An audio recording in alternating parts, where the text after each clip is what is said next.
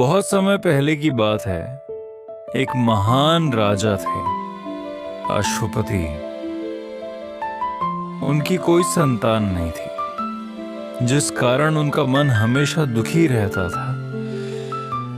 फिर एक दिन एक तेज रोशनी की तरह उनके जीवन में एक बेटी का जन्म हुआ।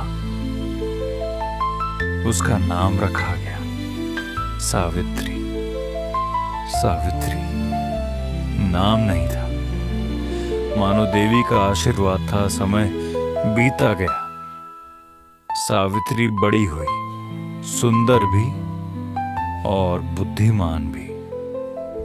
लेकिन उसने एक ऐसा निर्णय लिया जिससे पूरा राज्य चौंक गया। उसने अपना जीवन साथी खुद चुना, एक वनवासी राजकुमार सत्यवान। लेकिन एक सच था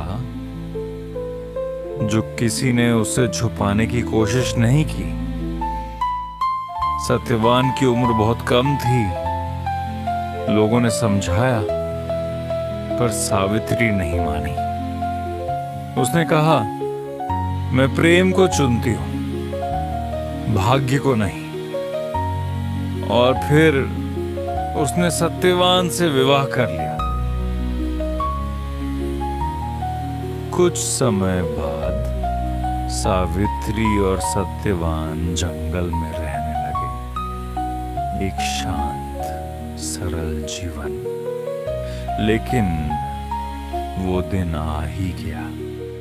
सत्यवान लकड़ी काटने गया था और अचानक वो जमीन पर गिर पड़ा। उसकी सांसें रुक गईं, सन्नाटा फैल गया, हवा ठंडी हो गई, पेड़ तक शांत हो गए। और तभी एक काला गंभीर प्रकाश सामने आया। मृत्यु के देवता वे थे यमराज। यमराज ने सत्यवान की आत्मा को अपने साथ ले लिया। सावित्री रोने लगी, लेकिन वह रुकी नहीं। वह उनके पीछे पीछे चल पड़ी। यमराज ने कहा, तुम यहां तक आ सकती हो, इससे आगे नहीं। लेकिन सावित्री रुकने वालों में नहीं थी। वह चलती रही, धीरे धीरे, शांत लेकिन दृढ़, स्लो। यमराज ने पूछा, तुम क्यों मेरा पीछा कर रही हो? सावित्री ने जवाब दिया, जहां मेरे प्रेम का अंत है, वहां मेरा धर्म शुरू होता है। यमराज चुप हो गए। यह भी पहली बार था जब कोई आत्मा उनसे डर नहीं रही थी। सावित्री की बातें धर्म, सत्य और प्रेम से भरी हुई थी। यमराज धीरे धीरे प्रभावित होने लगे। यमराज ने कहा, तुम मुझसे 3 वरदान मांग सकती हो। सावित्री ने पहले वरदान में अपने ससुर की आंखों की रोशनी मांगी, दूसरे में राज्य वापस मांगा, और फिर तीसरा वरदान,